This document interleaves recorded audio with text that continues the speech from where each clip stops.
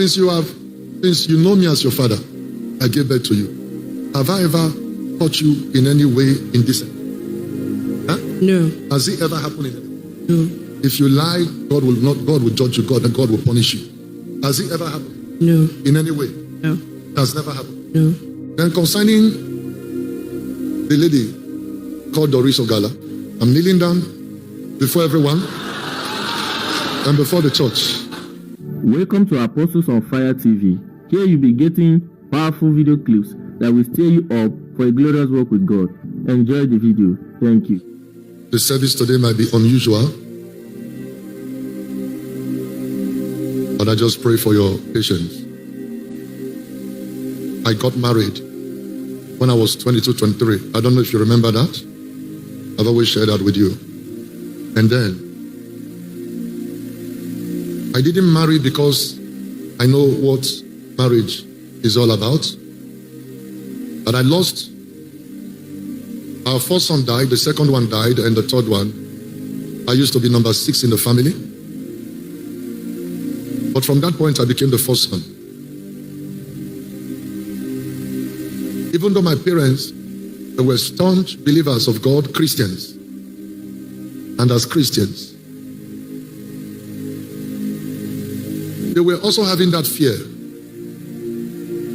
secretly, that he might also die the way others died. So in that early age, I was pressured to marry. So the first mistake I made was that I married at that age because of the family pressure. I didn't know better like I do now. My parents put me under that pressure, so I got married. After the marriage came as a wrong foundation, even though anointed, I ran with the calling and anointing without a mentor or a father figure. But the only thing I just knew that I was anointed, but there was no mentor, no father figure in the beginning to say this is the way to go, this is the way to go. And then who fell into that mistake? As time goes on, the marriage was entered into again by that pressure that led to pregnancy, and then the marriage ensued.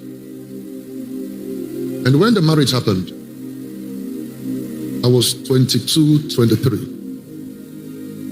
Because of the family pressure, the secret fear of my parents that others have died. We got into the marriage at that very young age. Whilst the marriage was on, I'm trying to cut it short. Something happened that shook me, that affected me for many years.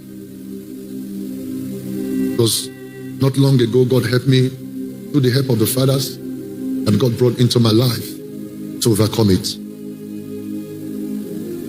I've kept it, covered it for a long time. During the marriage, me and my younger brother was an apprentice. Like in Igbo, they call it Igba boy somewhere. I don't know if you know that. So he finished serving a man for 7 years that did not settle him. So he was stranded. I told him, come to my house, even though we were managing. I was married then. It was one day. We're having a fellowship around a place in Gowon Estate, and we're traveling. We're going to that place. I think once every week, we'll come back at night. On the way, we're very close, but something happened. I'll put it like that. I asked them to turn back and go to the house. On getting to the house, we were not expected to come back that early. It was me and my immediate younger brother, the only brother biologically I have. Please, Emeka, come forward. I will need a little bit of your help and time, please. I know you don't like showing yourself, but forgive me for now.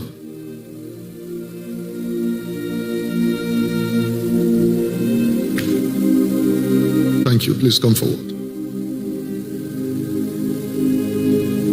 You recalled in that incident, when we got home and opened the door, What we saw broke me from that moment.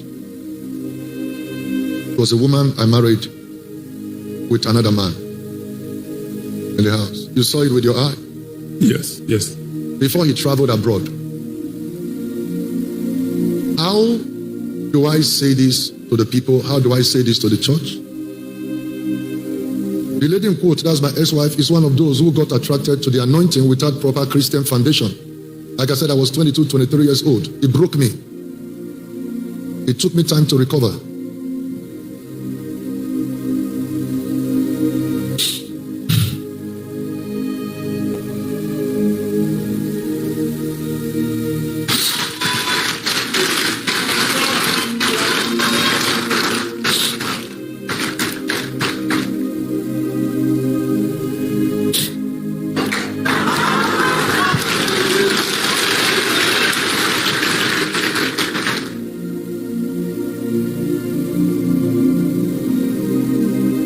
I'm not here to judge ex-wife,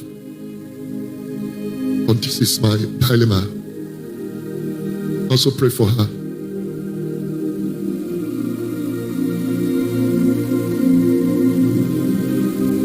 This repeated so many times.